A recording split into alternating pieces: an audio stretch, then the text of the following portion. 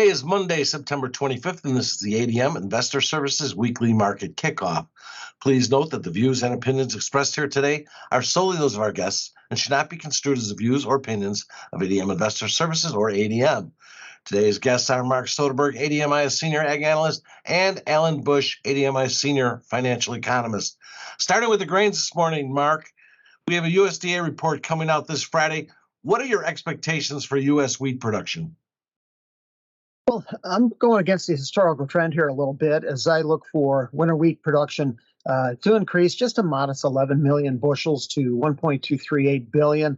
That has an average yield of 48.6 bushels an acre. Historically, the USDA rarely raises production in their September report.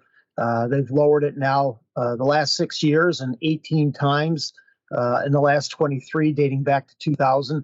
So unlike corn and soybeans this year, winter wheat had pretty good finishing weather earlier this summer as USDA increased winter wheat production in the months of June, July, and August. So I expect that trend to carry in right into September here, the final production estimate. I don't look for much change to the spring or durum wheat estimates. So my all wheat production number is 1.743 billion bushels. That's up 9 million from the USDA number in August. And Mark, what are you expecting for the corn and soybean stocks? Any major surprises in store there? No. Right now, I'm not expecting a major shock. However, historically, it's proven that can happen.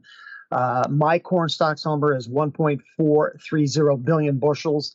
That's down 22 million from the August estimate from the USDA. Soybean stocks I've got at 240 million. That's down 10 million from August, both based on slightly higher usage.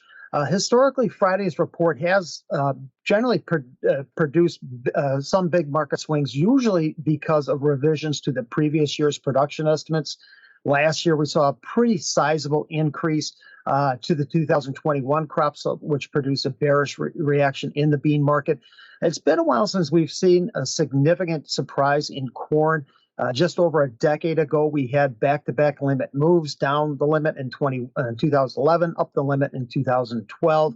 But historically, there's been a slight tendency for a bearish reaction to the September report. 61% of the time, both corn and soybean prices have closed lower since 2000. So if there were any major shocks on Friday, my lean would be towards another upward revision to the 2022 soybean production.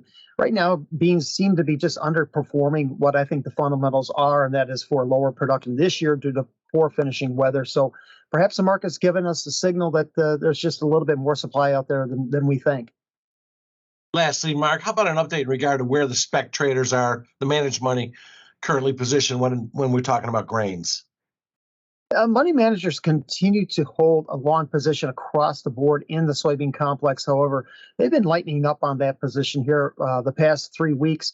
At the moment, their combined long positions in the soy complex are the lowest they've been in 3 months. The money manager's short position in corn has now swelled to nearly 150,000 contracts, and that's the largest short position in just over 3 years. And the short position in Chicago wheat has also grown to almost 100,000. That's the largest in about 3 months. And in Kansas City wheat, they're just holding a modest short position. Let's turn to the financial markets. Alan, what's the dominant fundamental affecting financial futures markets currently? Okay, so the dominant fundamental overshadowing all others now is the ongoing hawkish Fed. It was just last week that the FOMC at their meeting voted to hold interest rates at a 22-year high. So that was a steady outcome. But they indicated that they are prepared to hike rates one more time this year to combat inflation. So Fed Chair Powell at that meeting in his press conference said that borrowing costs must remain higher for longer as the economy continues to hold up. So this pressured stock index futures and also the interest rate futures markets. And Alan, looking at the greenback, what's your outlook for the U.S. dollar index? So the dollar index advanced today to its highest level since early March, and the bullish influence of the still very hawkish Fed remains the most important fundamental in the currency markets. So in the longer term, interest rate differential expectations continue to favor the U.S. dollar. Also, since the U.S. economy appears to be holding up relatively well compared to economies elsewhere in the world, and I think the U.S. dollar will continue to advance, and I think that we will take out that March high of 105.87. So there could be some buy stop activity up there or some get me out activity. So look for an advance above 105.87. And a lot of traders like to look at seasonals. As we head into the fall season now, what is the seasonal tendency for stock index futures? Okay, seasonally for the last 20 years, the strongest 5 months of the year for the New York Stock Exchange Composite, which is an index of all common stocks listed on the New York Stock Exchange, are April and July, but more timely for us, October, November, and December. So we are coming into a seasonally strong time of the year, which is the fourth quarter. And I think the seasonal will work again this year.